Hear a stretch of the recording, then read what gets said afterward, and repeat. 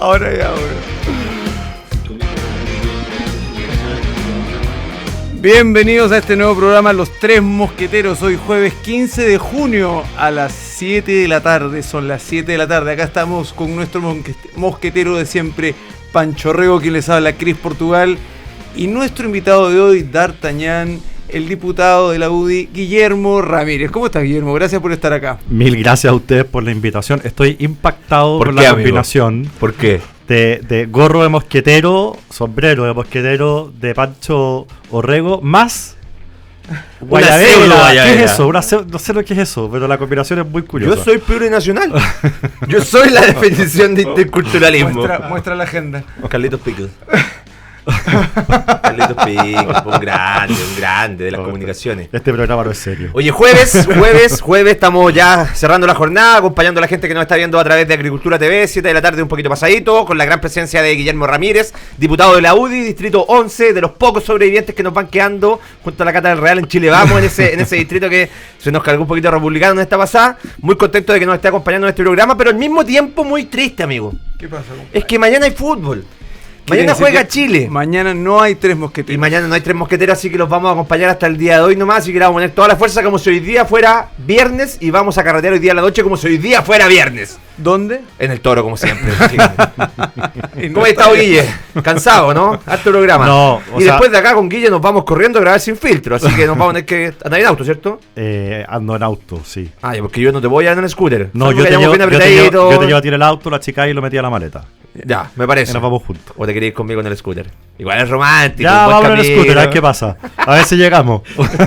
Vamos a tratar de empezar un programa serio en este minuto. Acá en Los Tres Mosqueteros. No, mentira. Nunca lo consigo. Bueno, bienvenido. Muchas gracias por estar acá, compadre. Vamos con el tema del día, el tema SIMS. El tema que nos tiene. Los resultados de la prueba SIMS han sido desastrosos. Yo creo que todos tenemos la misma evaluación. Sí. Yo creo que todos los sectores tienen la misma evaluación. El que no, yo creo que es ciego queriendo ser ciego. Y los hay. Así es. Colegio de Profesores le están hablando. El Colegio de Profesores con, Mario Aguilar, el octubrismo. La pandemia. Todo esto tuvo a los alumnos alejados de las clases. Los obtusos de la oposición en su momento. Los que eran oposición y hoy día son gobierno no querían que los niños entraran a clases y hoy día tampoco quería que fuesen evaluados. Guillermo, ¿de quién es responsabilidad este resultado? Porque obviamente se lo quieren achacar todo al ministro de Educación, Marco Antonio Ávila, pero claramente esto viene de antes, no es del ministro de Educación actual. No es culpa de Marco Antonio Ávila, no es culpa de este gobierno, pero hay que decir un par de cosas igual. Primero, para el año pasado estaban programadas 12 evaluaciones distintas. Marco Antonio Ávila, el ministro, le pidió a los organismos correspondientes que no evaluaran a nadie, que se redujeran a 0 las evaluaciones. No le hicieron caso y al menos hicieron 4 evaluaciones. El CIMSE es una de ellas. Que es importante decir esto, porque si no fuera por el CIMSE que se aplicó el año pasado, que conocimos los resultados hoy día, no sabríamos el desastre en el que está los alumnos hoy día producto de la inasistencia, la pandemia y políticas en materia educacional que han sido erradas. Fue en noviembre esta CIMSE. Es muy importante que estas cosas se sepan, se evalúen para poner el tema arriba de la mesa. No estaríamos hablando de esto si no fuera por la evaluación. Entonces, primero decir que el ministro Ávila se equivocaba cuando decía que no había que evaluar. Segundo, yo me alegro de que el ministro haya dicho que acá el principal problema y el principal enemigo ha sido el ausentismo. Transversalmente. Diagnóstico compartido. Es un diagnóstico compartido, derecha, izquierda, expertos de un lado y del otro. El problema es el ausentismo. Y ahí el gran responsable, por supuesto, que es el colegio de profesores. No los profesores, el colegio de profesores, que se han dedicado prácticamente, su principal obsesión ha sido que no haya clases en Chile. No solamente cuando decían que los profesores tenían que volver a clase cuando recién estuviéramos en fase 5, lo cual es completamente ridículo. Sin nada, sin restricciones. Totalmente ridículo. Sino que además vemos hoy día, a propósito del virus incisional, que ellos no piden que se adelanten las vacaciones, piden que se alarguen.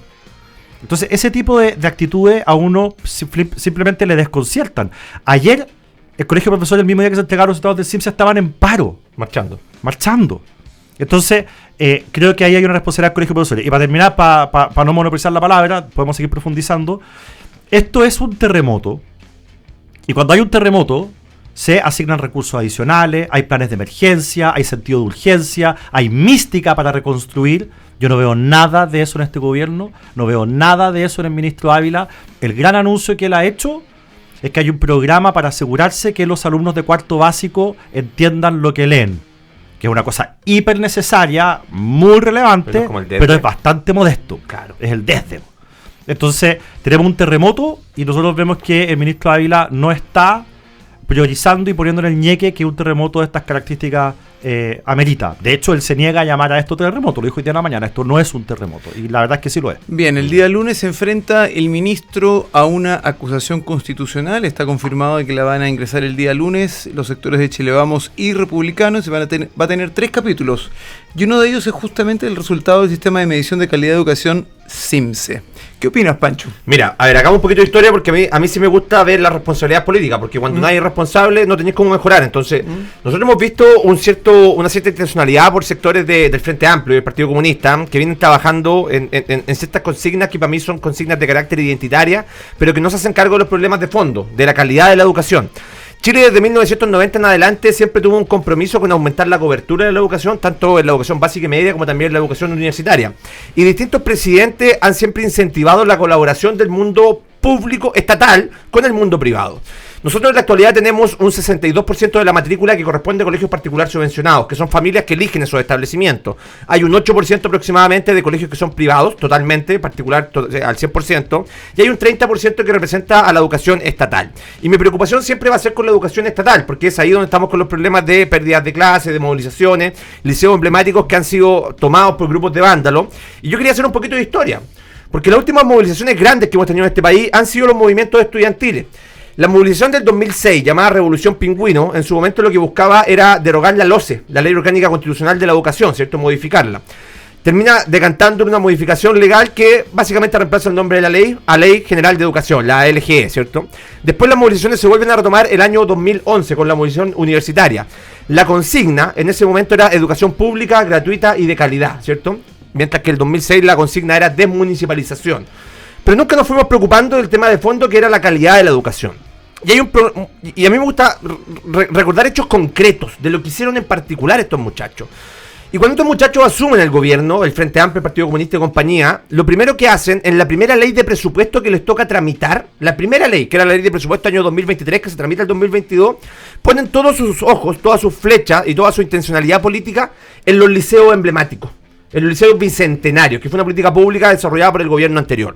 Estos liceos emblemáticos bicentenarios, que en la actualidad son cerca de 320 en todo Chile, por ejemplo, el año 2020 habían 120 cupos para tener liceo bicentenario y participaron más de 400 establecimientos. ¿Cuál fue la gran decisión política que toman los muchachos del Frente Amplio? Quitarle el financiamiento a los liceos bicentenario. Y no quitárselo, pero reducirlo en un 32%.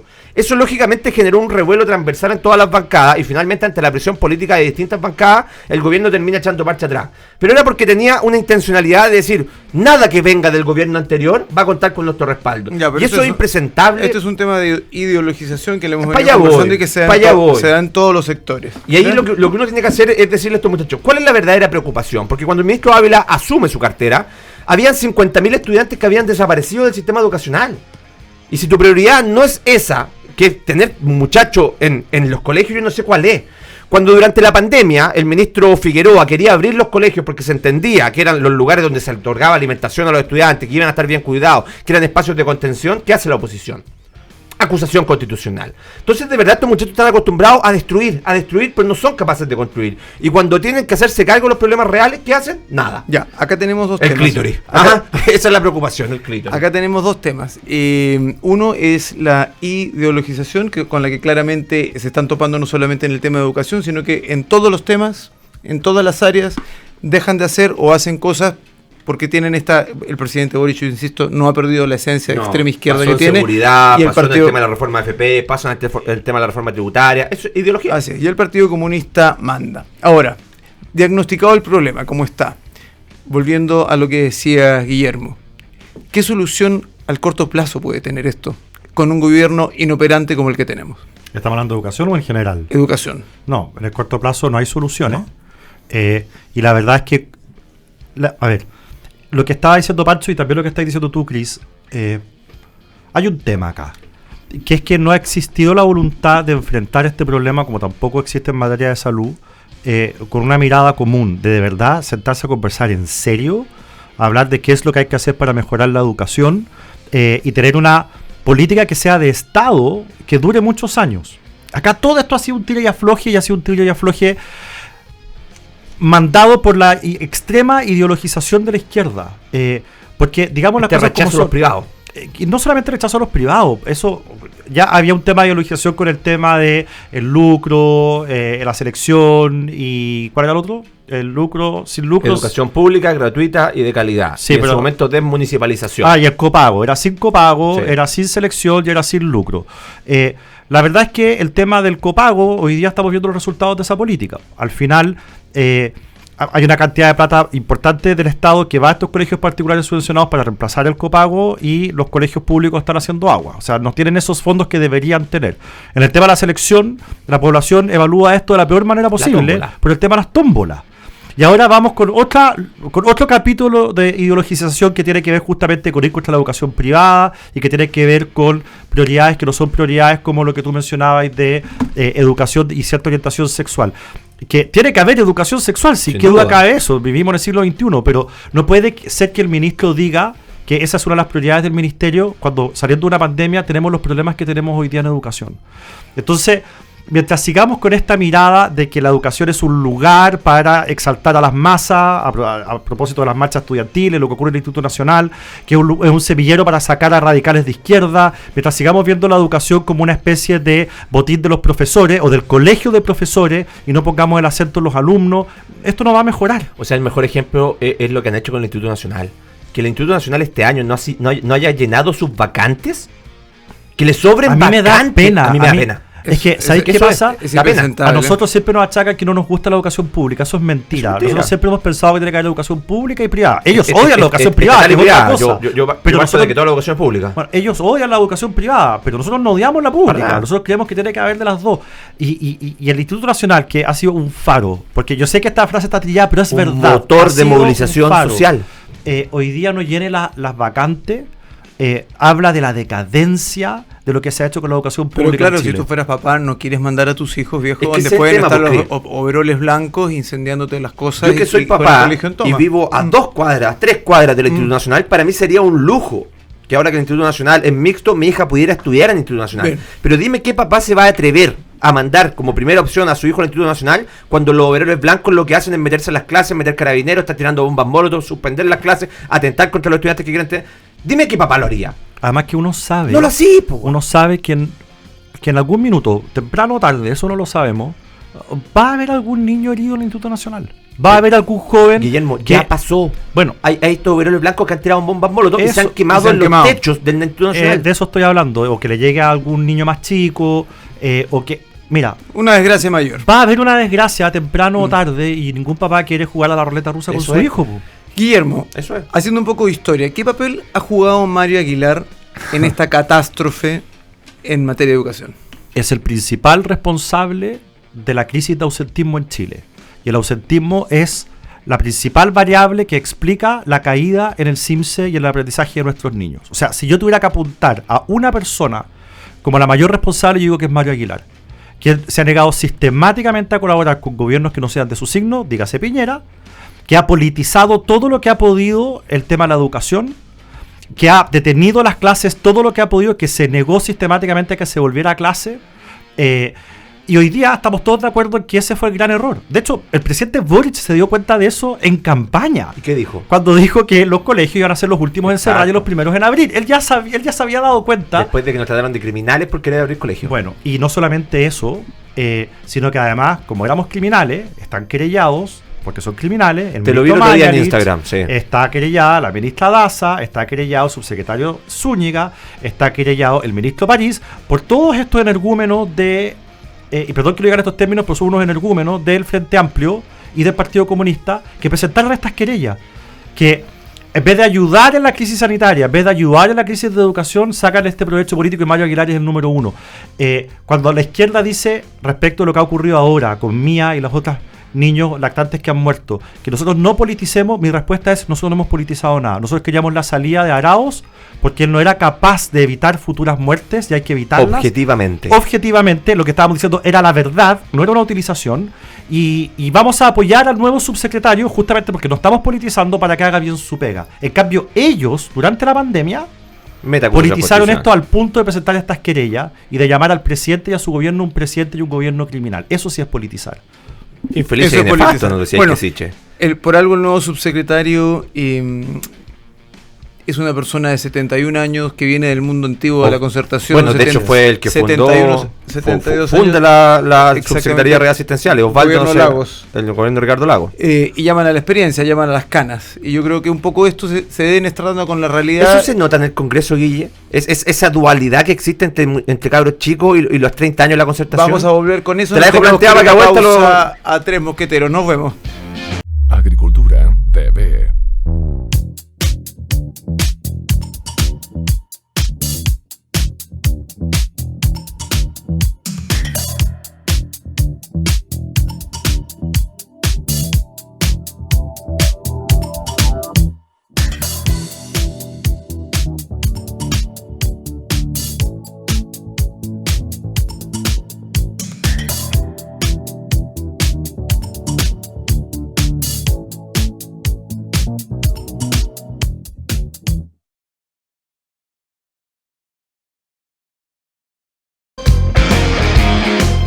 Bien, estamos de regreso acá en Los Tres Mosqueteros con Pancho Rego, quien les habla, Cris Portugal, y nuestro invitado hoy, Guillermo Ramírez. El diputado Guillermo Ramírez. El diputado Guillermo Ramírez, que es un honor tenerlo por acá. Te había dejado una pregunta antes del corte comercial, porque quiero sentir esa percepción desde ahí dentro del Congreso, de los diputados que están todo el día conversando, esos debates que a veces se salen bastante de tono, muy parecidos a Sin Filtro, muy por lo pronto, pero se nota esa distinción entre aquellos que generan contenido, dices tú.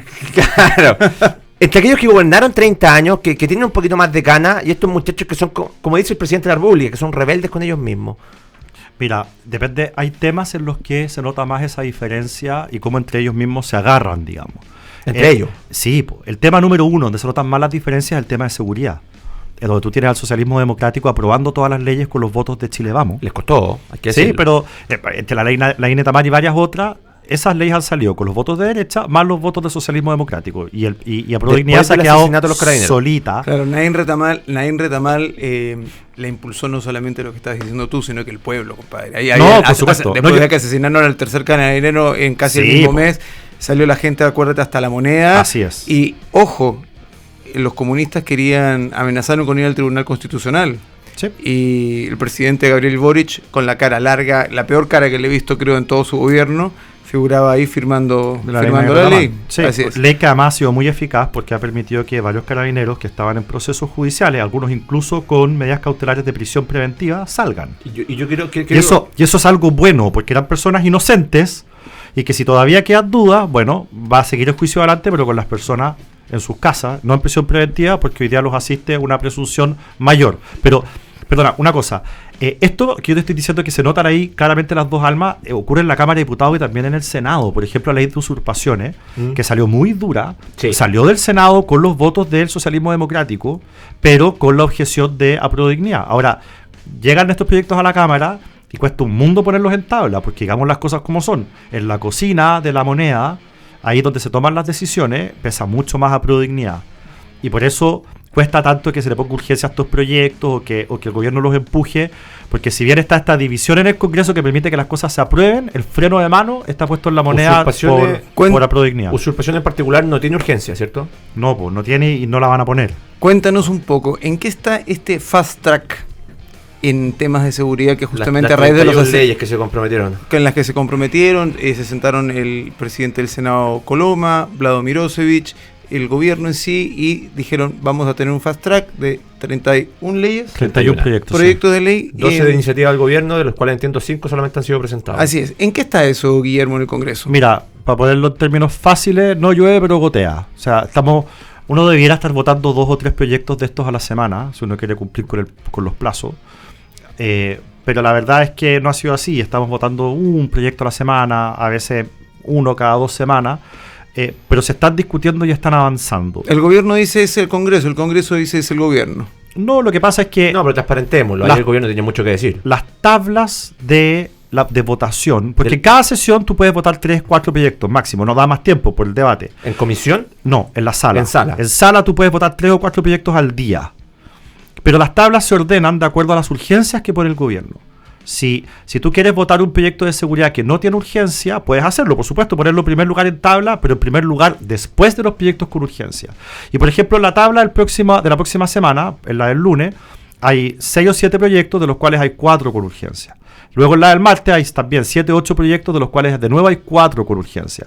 Como nunca se alcanzan a ver 5, por mucho que pongamos la usurpación en el quinto lugar, justo después de los que tienen urgencia, no se alcanza a ver. Entonces, el gobierno se salta la fila, obligando a que esos proyectos queden atrás. Y por eso, al final, la responsabilidad es del gobierno.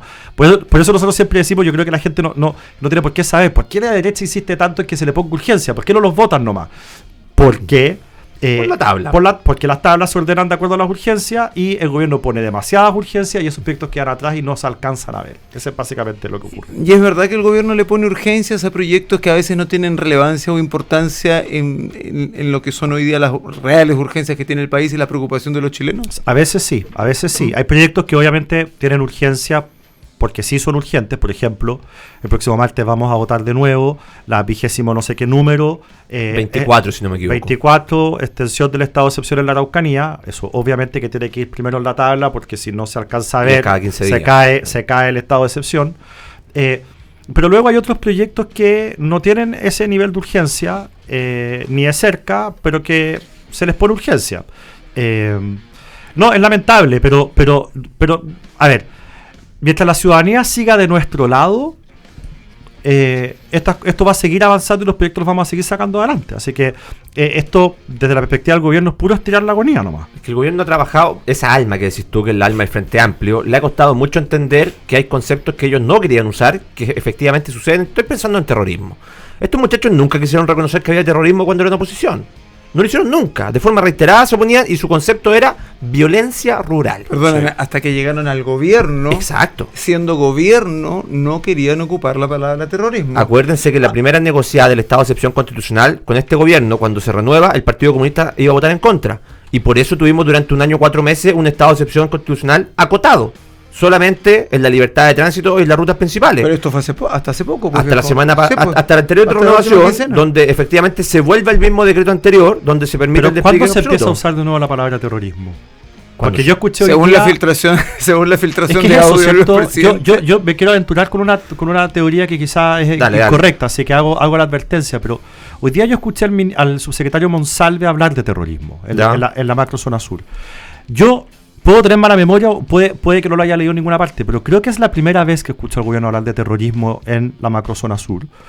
Y tengo la impresión de que puede ser que, como se filtró este famoso audio, donde aparentemente el presidente habla de terrorismo, Monsalve se adelanta para ser él el primero que habla de terrorismo y que no sea esa la noticia, digamos, de la filtración del audio. Yo te diría famoso. Que lo he escuchado antes y para complementar. Por eso estoy aventurándome una teoría, porque quizás estoy muy equivocado. Yo siento que se ha dicho antes. Cambió el discurso, haciendo un poquito de memoria, después de que Isque Siches es repelida a balazos en Temucuicui. No, pero no hablaron de terrorismo. No, poquito de después de eso.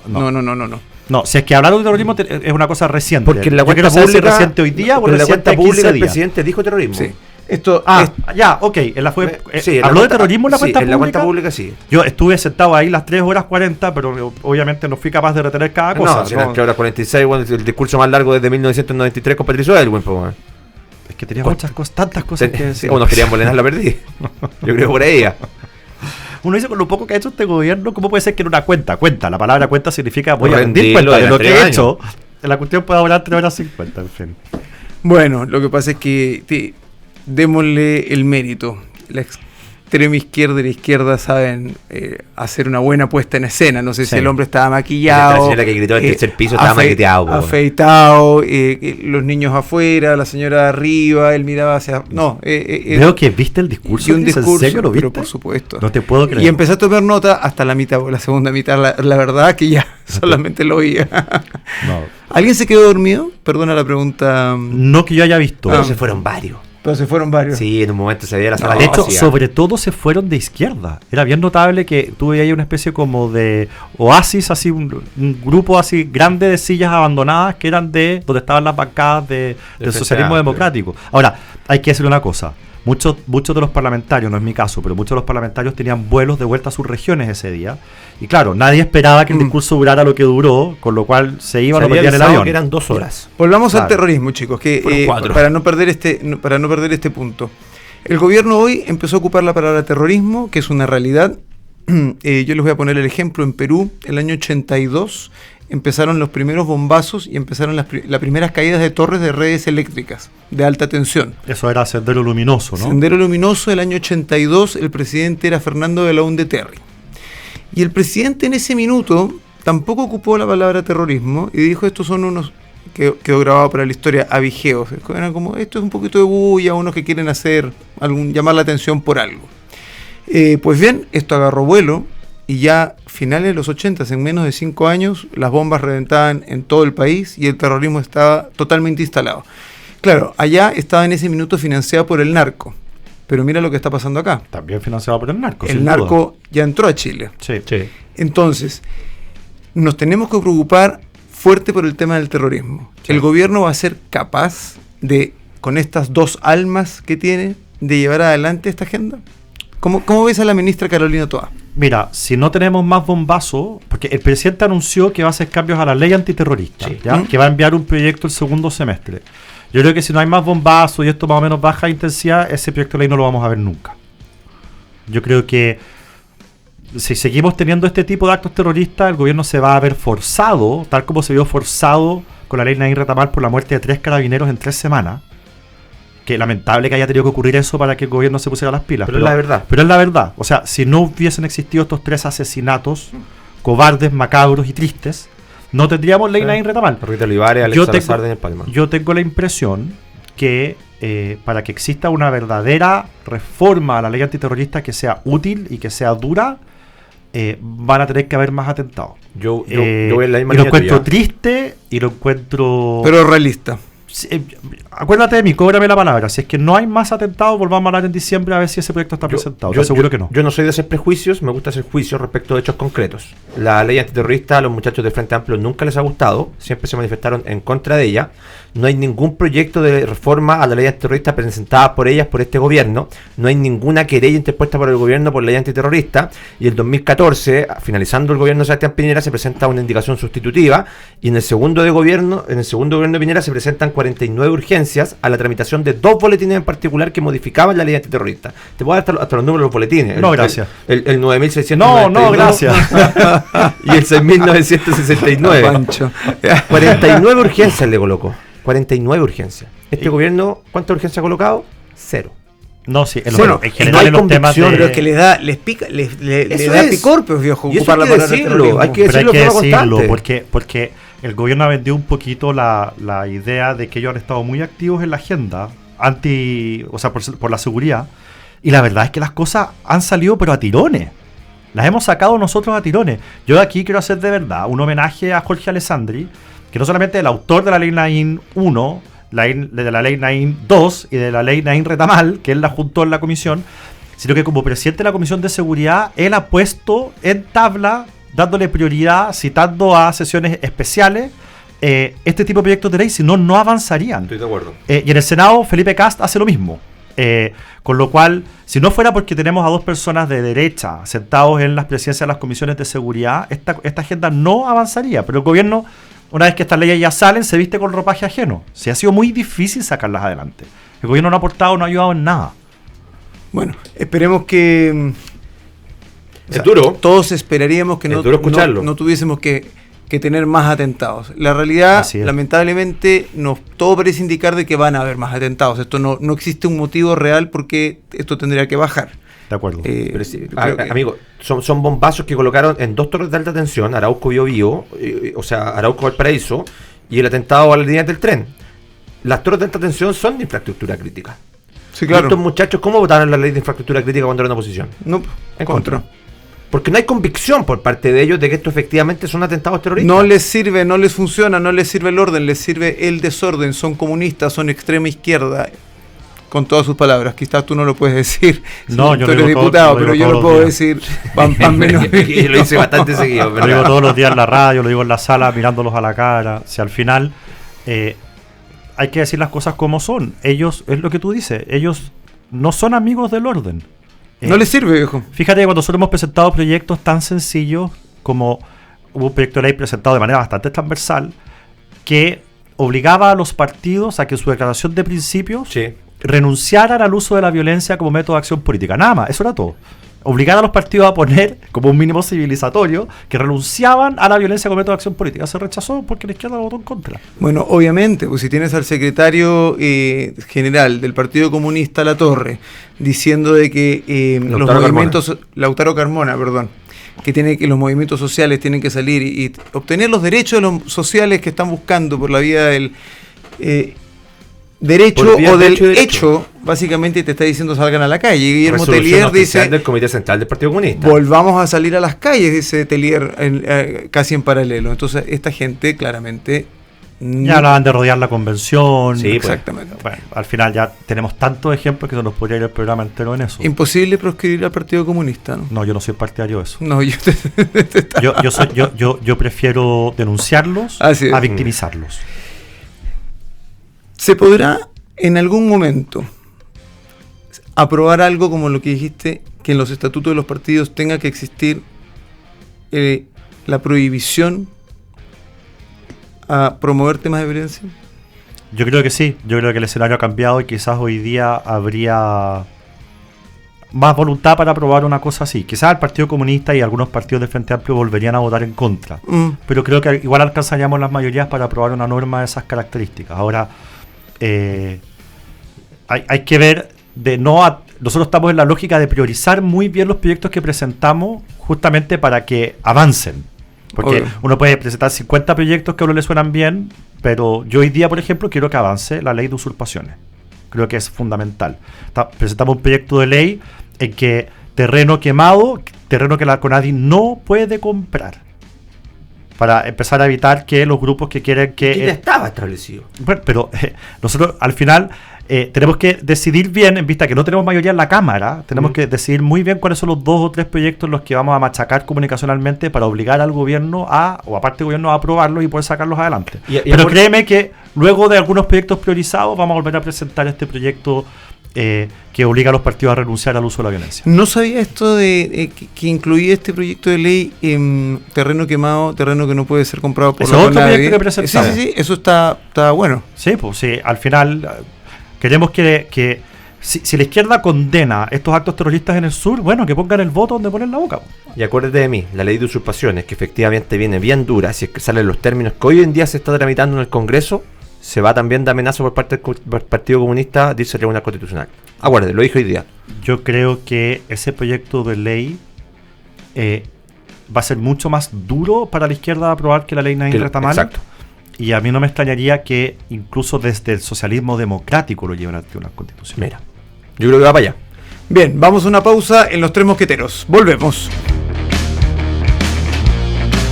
Agricultura TV.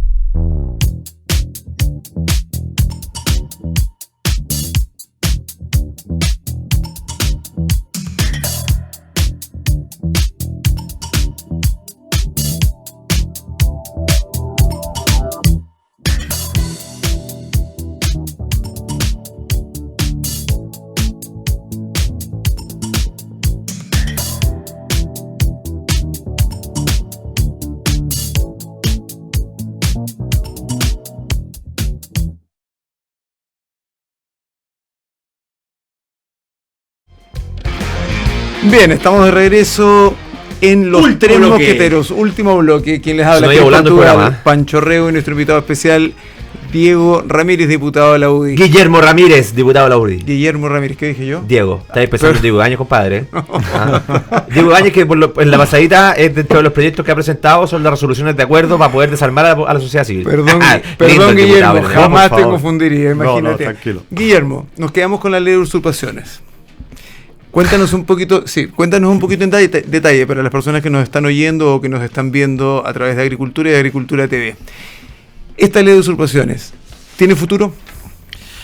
Sí. A ver, la ley de usurpaciones sí, tiene futuro. Al final es una solución que lo que busca es que las personas efectivamente puedan expulsar a las personas que están ocupando hoy día un terreno o una casa, y que al mismo tiempo se puedan defender en caso de intento de que ocupen tu terreno o tu casa. Ese es básicamente de lo que estamos hablando. Hoy día, para echar a alguien, estamos hablando de una toma, por ejemplo, en la Araucanía, el proceso es largo, es engorroso, ante tribunales. Esto permitiría, por ejemplo, poder apelar inmediatamente y directamente a carabineros para que vayan y los saquen. Hay una legítima defensa privilegiada en el sentido de que tú puedes repeler con armas a las personas que entren en tu terreno o a tu casa y con intención de tomarla. Y es ahí, en ese punto, en donde la izquierda dice no. ¿En qué proceso, en qué punto de la tramitación está este proyecto? Se aprobó en el Senado con votación en positivo de la izquierda más moderada, del PPD particularmente, y está ahora en la Cámara de Diputados sin urgencia. ¿No? Le hemos dicho al gobierno que le ponga urgencia y nos han dicho que no. Porque quieren revisarlo bien, ¿Está en la porque Cámara quieren presentar el alguna segundo indicación. Claro, está en la Cámara en segundo trámite, ya fue aprobado en el Senado Sí. y ahora está en la Cámara en segundo trámite. Ese fue un proyecto que entró por el Senado. Si se modifica, deberíamos ir a tercer trámite. Así es, yo creo que a ver, este proyecto ya se empezó a ver en la Comisión de Seguridad. Jorge Alessandri ya lo puso en tabla, obviamente, para empezar a avanzar. Pero el gobierno no le quiere poner urgencia para la votación en la sala porque dicen que están estudiando algunas modificaciones y qué sé yo. Pero este es un proyecto que va a ser como el Nain Retamar en el sentido de que en algún minuto vamos a tener que forzar su votación y se va a generar un debate muy grande en torno a la legitimidad o no de que tú puedas defender el lugar donde tú vives, tus pertenencias o no frente a personas que se lo quieren tomar. Yo estoy seguro que si uno le hace una encuesta a todos los chilenos y meten esa encuesta, esa simple pregunta en la próxima CADEM, te aseguro que la mayoría de los chilenos te diría sí. Yo quiero tener la posibilidad de poder defender mi terreno, mi casa, mis cosas. Estamos haciendo política ficción. ¿Qué van a decir estos muchachos en esa discusión que se venga? Están criminalizando. Gatillo fácil. Todas las cosas que Ya lo dijo en un minuto la ministra Camila Vallejo. Dijo algo parecido. A ver, déjame hacer un poquito de memoria. La cara de memoria. Sí, dijo. Está bueno, estoy mosquetero. Dijo sí, no, esto es como los llaneros solitarios, esto es como el viejo oeste, cada uno con pistola. Sí, algo dijo, sí, claro. En esa línea. Nadie se puede salir a defender solo. Claro, se nota que a ella nunca le tomaron un terreno, viejo. De hecho, yo creo que siente cierta simpatía por los que hacen aquello. Por eso a este gobierno le cuesta tanto. Y por eso, cuando tú... Maite Orsini lo dijo públicamente. Hay que hacer la distinción entre cuál era el motivo de la toma. La arañita.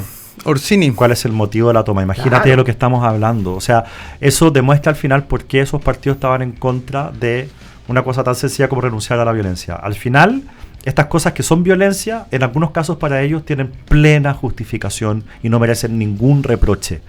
Y ahí está la gran diferencia entre esa izquierda más radical, que hoy día manda en la moneda, y una izquierda que es más razonable, que no le gustan estos proyectos, pero que finalmente igual está dispuesta a votarlos a favor. ¿Qué posición tiene la ministra Carolina Toá respecto a este proyecto? Porque digamos que ella es en este minuto igual, siendo del PPD, más cercana al otro corazón. Sí. Una pieza clave en la moneda. Ella lo que ha dicho es que no le va... De ella saco la información de que no le van a poner urgencia al proyecto hasta presentar indicaciones, que el proyecto no les gusta.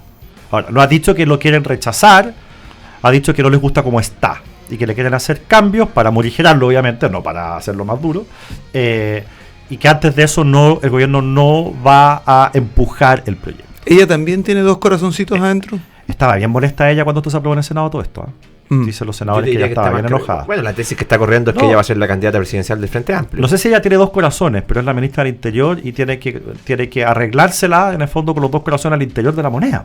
Ella sufre, me imagino, con este debate permanente de los dos corazones que ella tiene que arbitrar al final. Bueno, en su momento decían que no estaba enterada del tema de los indultos. Yo creo que obvio que no estaba enterada. Ella es una persona inteligente y habilosa. Si se hubiera enterado, lo habría frenado. Están negociando la mesa de seguridad en paralelo. Es imposible que esta cuestión... alguien con un poquito de experiencia lo hubiera... Lógico, esta cuestión es una promesa del Frente Amplio o de la Prodignidad en general a su gente durante la campaña. Un gobierno que a los que Jackson y Boric dijeron que lo iban a hacer y lo hicieron sin preguntarle a nadie. A los que ellos visitaban en la cárcel. Así es. ¿Ustedes se acuerdan de los registros de las visitas de Boric y compañía a todos estos presos? Y Jackson después, cuando lo abordaban en la calle y le decían, oiga, ¿qué pasa con los presos de la revuelta? Y ahí le ponían el micrófono, de él hablando con estas personas, decía: no se preocupen, si nosotros los vamos a sacar, nosotros estamos con ustedes, no se preocupen. Bueno, eso fue lo que hicieron con los indultos. Para ellos era un compromiso, era algo ineludible, y no le preguntaron a nadie si tenían tomada la decisión de hacerlo desde antes de asumir. Pues impulsaron la ley de amnistía en su momento también. Sí. Bueno, estaban esperando el momento adecuado para hacerlo, y el presidente Boric creyó que el momento adecuado para hacerlo era justo antes del año nuevo, el 30 de que así iba a pasar piola, pero no se dio cuenta de que esto era una decisión tan abominable para todos los chilenos que ni aunque lo hubiese hecho antes de una semana seguida de fútbol, juerga y carrete, igual habría aprendido. El emblema de estos muchachos era Luis Castillo Paso, un compadre con 5 condenas anteriores, con 26 procesos investigativos, y que cuando sale libre termina conversando con un concejal del Partido Comunista en una declaración pública. De eso estamos hablando. Sí, estamos hablando de personas que... Dos de ellos son delincuentes. Dos de ellos condenados por homicidio frustrado a policía de investigaciones. Así es, mujer, además. Sí. Porque ahí las feministas de cartón no dijeron nada. Y no se olviden que el presidente Gabriel Boric dijo de que el proceso judicial no se había llevado con la rigurosidad que tendría que haberse llevado con este Angelito. Defendió hasta el último día a Jorge Mateluna, un compadre que era frentista, que está condenado, está condenado por haber asaltado un banco. Y lo defendió públicamente en la Cámara de Diputados, en una alegoría. Perdón, haber asaltado un banco con resultado de muerte de un carabinero en el tiroteo. No, es que para uno se le olvida, la memoria es frágil, pero al final tiene que acordarse de quién es el que está gobernando, cuáles son sus convicciones más profundas, y cómo actúa en consideración o en consecuencia de esas convicciones. Mira, siempre se habló del Boric de primera vuelta y segunda vuelta. Después se hablaba del Boric que hablaba en la mañana con los empresarios y en la noche con los del tema del litio. Hoy día yo le digo con toda claridad, ¿cuál es el Boric que lo gobierna? ¿El del mensaje el 1 de junio o el del mensaje en el aniversario de Convergencia Social? O sea, estas contradicciones continúan hasta el fin de semana pasado, cuando él habló en Convergencia Social. No ha habido un cambio, no hay una convicción. Yo después de oír ese discurso en Convergencia Social me doy cuenta que para el presidente Boric sus discursos son pura táctica. Y recordemos, solo táctica. Acá no hay convicción, acá no hay una moderación real, es táctica. Dependiendo de qué hablo y frente a quién, lo que yo digo. El de la cuenta pública fue con papelito. El de la cuenta pública fue con Convergencia Social, fue lo que le salió de adentro, de la esencia, con un micrófono. Gran punto. ¿Y cuáles son los puntos que colocan en el discurso de Convergencia? Porque el discurso del 1 de junio es de unidad, de diálogo, de reconocer la labor que... O sea, los héroes de la administración de la pandemia del gobierno anterior, textual, de él. Y el discurso el fin de semana con sus compañeros, con sus correligionarios, con sus camaradas, como él les quiera decir, llamando a la rebeldía popular, que es parte del corazón intrínseco de cualquier persona de izquierda, a enfrentar con los medios del Estado a la ultraderecha y hacer transformaciones sociales porque ellos de verdad creen en el hombre nuevo. Esas son todas convicciones ideológicas. Oye, se le escapan de la guata. Solo un programa influyente, a ver si a partir de la próxima semana, porque mañana hay fútbol por lo que dijeron, a ver si a partir de la próxima semana nos ayudan con lo siguiente, porque a transmitir lo siguiente, porque el presidente Boric agradeció que las autoridades sanitarias del presidente Piñera estén en la mesa ayudando y aconsejando. Sí. Pero al mismo tiempo, los dirigentes de la Prodignidad presentaron todas estas querellas contra Mañalich, Daza, Zúñiga y París. ¿Las podrían retirar de eso? esto? Sí, pues. O sea, las palabras aguantan cualquier cosa. Vamos a los hechos. Si de verdad están agradecidos de la ayuda, si de verdad creen que politizar la crisis sanitaria es algo incorrecto, que no se debe hacer, entonces retiran las querellas. Actos concretos. Sí. O sea, no puedes tener las querellas ahí para hablarle a tu grupo más ultrón y al mismo tiempo estar agradeciendo a estas personas por compartir la experiencia de su exitoso manejo de la pandemia. O sea, ¿en qué quedamos? ¿Es exitoso el manejo de la pandemia o es criminal? Porque la acusación constitucional ya la metieron y ya la perdieron. Así que yo creo que qué buen punto. Hay que sacar al pizarrón ahí al presidente. Qué buen punto, Guillermo. Yo creo que va a ser motivo para que... Sí, sin duda. Nos comprometemos como este medio de comunicación humilde, este programa que está recién naciendo en la esfera pública, los Tres Mosqueteros, muy influyente por lo demás, con tremenda repercusión en todos los medios y estamos siendo referentes en todo el mundo. En todo el mundo. En todos los programas que participamos, además. Sin duda. Nos falta deporte, como dices tú. Hacemos varios. Nos encantaría algún día haciendo el cargo de deporte en agricultura. Bueno, sería brutal ya haber pasado por todos los programas. Pero tenemos el compromiso como programa con el diputado Guillermo Ramírez de instalar el tema en la agenda pública y seguir presionando. Si finalmente esto es un gobierno que legisla y que se mueve según el pulso de las redes sociales. No por nada se gastan 500 millones de pesos en estrategias de evaluación de marketing con una empresa como Cadem. Está la factura. Y no se gastaron, perdona que lo diga y cambie el tema, y no se gastaron 250.000 euros en la invitación que hicieron en Frankfurt como invitados especiales a la Feria del Libro. Impresionante, eso es impresionante, sobre todo viniendo de un gobierno de izquierda ¿Qué lee? que se supone Que que, lee, ¿no? que le gusta la poesía y que siempre han hecho de la cultura una especie de bandera de lucha. Es totalmente incomprensible, en fin. En fin, Pancho, Amigo mío, cuénteme. pregunta. ¿Sabes algo de la Magdalena Mervilá? No, le hemos intentado escuchando, seguir el Magdalena rastro Mervilá? a través de las redes sociales, pero yo creo que está extasiada disfrutando lo mágico que tiene España en cada reel y cada historia que está subiendo a Instagram. Yo digo, yo me quedo allá.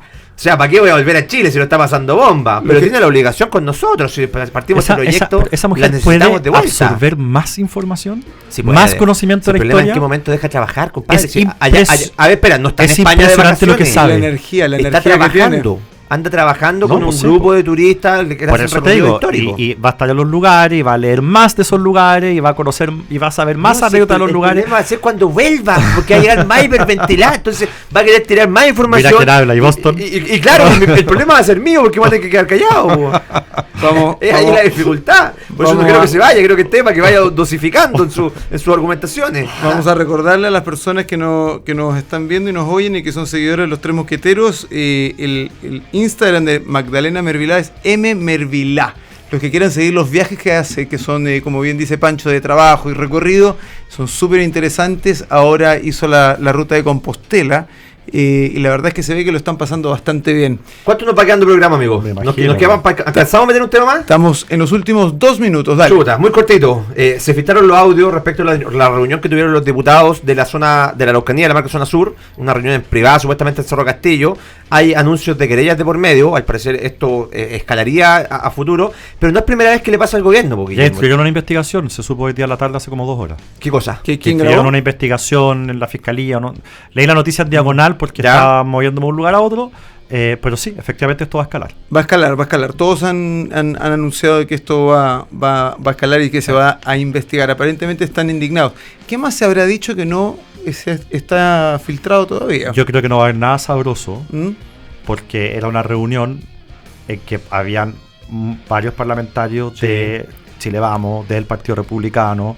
No creo que, bueno, y de izquierda, que no quieren tanto al presidente Boric, no se va a arriesgar a decir en un lugar así algo realmente comprometedor. No porque piense que lo estén grabando, sino porque puede ser después objeto de críticas o en fin. Recordemos que en la primera reunión, hace 2 meses, Sí, esta es la tercera, creo. sí, esta es la tercera, yo Sí. pensaba que era la segunda. Bueno, la reunión anterior, cuando los llamaron, ellos fueron a hablar de temas de seguridad, pero el presidente no los dejó hablar. No, Así es. hablaron Hablaron de solamente cualquier del otra plan- cosa. Solamente del plan Buen Vivir. Exactamente. Y ahora, aparentemente, lograron abordar el tema. Es que después Eh, de 3 atentados terroristas, 2 infraestructura crítica y una línea de tren, ¿qué hay? ¿Seguir tapándote el ojo? Así es. Ahora, es condenable Bueno, el presidente no va a efectivamente comprar cualquier cosa. que graben al presidente. No, o sea, eso destruye la democracia. Porque es grave. o sea, por muchas diferencias que podamos tener, Son las una confianzas. conversación privada es una conversación privada. Muchas veces en esas conversaciones se avanza. El presidente te puede decir, mire, yo estoy de acuerdo con ustedes, pero necesito todavía convencer a mis bases en tal cosa. Eso es algo normal que se da en política y que está bien que ocurra. Y a veces los procesos requieren tiempo y maduración. Entonces, cuando las conversaciones privadas al final se publican, como en este caso, eso rompe las confianzas, impide el diálogo, impide el transparentar, el mostrar las cartas. Es malo para Y Chile. frena lo que sea que hayan negociado en ese minuto. Exactamente. Por lo tanto, es una muy mala noticia, es muy condenable y ojalá que el parlamentario o funcionario de gobierno, que había como 8 presentes en esa Que no mesa, sabemos que lo haya filtrado, entienda que el daño que le está haciendo al país. Bueno, es que puede perfectamente ser un funcionario o funcionaria del gobierno, pues viejo, si a la ex ministra Urrejola fue gente de su equipo. Porque era solamente su equipo. Tú sabías Exacto. que venía de El audio de Yaitul con la ex ministra Janet Vega también, no es algo que saque a los parlamentarios ni a la oposición. Exacto. No, esto no es primera vez que le ocurre al gobierno. Ese era mi punto. No es primera vez que sucede. Esto es un gobierno amateur y... Bueno, puede ser un gobierno piloto, pues, amigo. Es un gobierno práctico, un gobierno piloto. ¿Ah? Bien, oye, llegamos al fin del programa, se nos pasó volando los Tres Sí, Mosqueteros, gracias a muy todos bueno. los que nos acompañaron.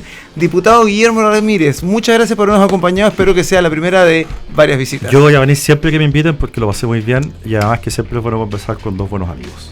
Pancho. Muy contento por toda la sintonía que tuvimos el día de hoy. Gracias, muchachos, por estar viéndonos por Agricultura TV, como todos los días de lunes a viernes de 7 a 8 de la tarde y en repetición por Radio Agricultura de 8 a 9 para los que nos van escuchando en este momento en el auto, después del taco, terminando la semanita. Y lamentablemente no nos vamos a poder escuchar mañana, pero el lunes volvemos con todo, muchachos. Volvemos el lunes con los Tres Mosqueteros. Gracias por habernos acompañado. Chao, chao.